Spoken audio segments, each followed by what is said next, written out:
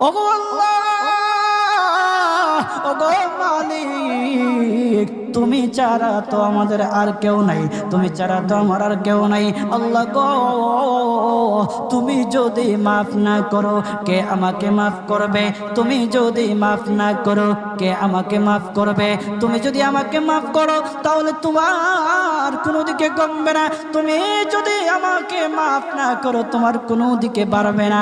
আল্লাহ গো, তুমি আমাকে মাফ করে দাও। সারাটা জীবন অন্যায় কাজ করেছি, সারাটা জীবন নাফরমানি করেছি, আমার কাছে কালেমার দাওয়াত কম আসে নাই, আমার কাছে কালেমার দাওয়াত কম আসে নাই, আমাকে লোকেরা কম বোঝায় নাই। ওগো আল্লাহ, তুমি আমাকে মাফ করে দাও। মাফ না করলে কোথায় যাব, কার কাছে যাব? বাবা যখন মারে তখন মার কাছে আশ্রয় নেওয়া যায়, মা যখন প্রহার করে তখন বাবার কাছে